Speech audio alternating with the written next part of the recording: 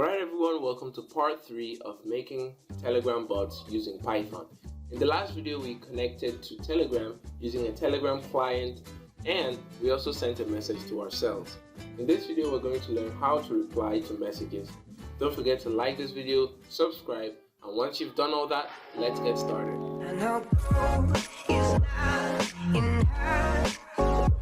So as you can see, this is the code that we had last time. We imported the client and we connected to Telephone successfully. Now, just in addition to this, I want you to import events and sync because we're going to need those 3 packages from that module so that we're going to be able to do what we're going to do today. Now, we've already connected to Telegram. All we're going to need to do is remove this code to replace with our new code. We want to maintain the code for the connection because we're going to need to connect to Telegram once again. And the first thing we're going to need to do is tell our client to look out for new messages. How do you do this? You do it using the @client.on, and then you're going to pass in a value, events.new message. Now, if you have not imported these 2 libraries, it's going to show you an error here. But since we've imported it, it's working. So @client.on events.new message is basically telling our client, hey, look out for new messages. And then we're going to define an async loop. This basically means that this loop is going to run forever and it's not going to stop as long as the client is started and is working. So we're going to define this async loop and we're going to call it my event handler. This is going to be a big function that is going to have all the other little if statements under it. And the first if statement, which is going to be our main example, is we're going to be checking if a specific string is in a message. So if someone says hi, for example, and we're going to check if hi is in the message, and then we're going to need to reply hello. Now, of course, this is not going to work because this message is not defined.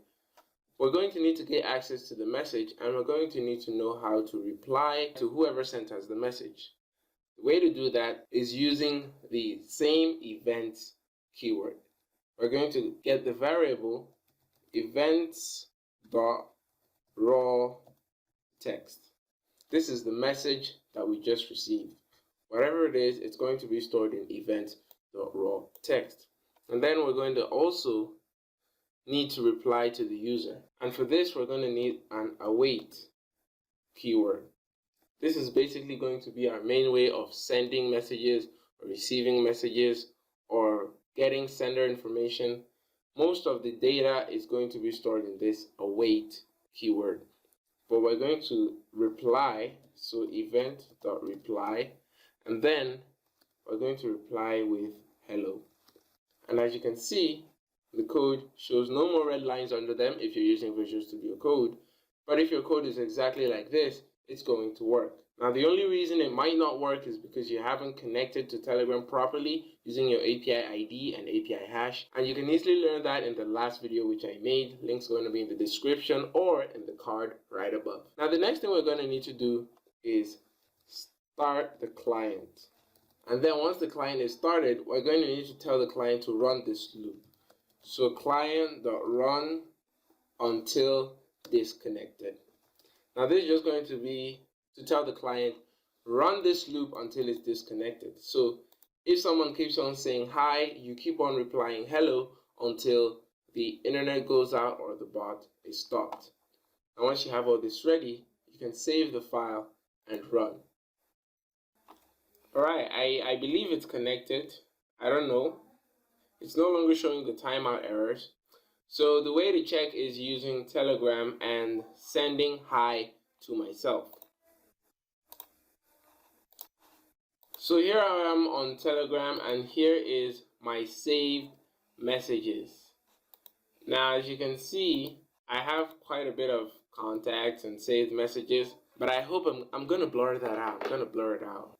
As you can see, I believe it's connected now. So we're gonna test this out by sending hi to myself. So just a little spam before so that I can clear out all the old messages.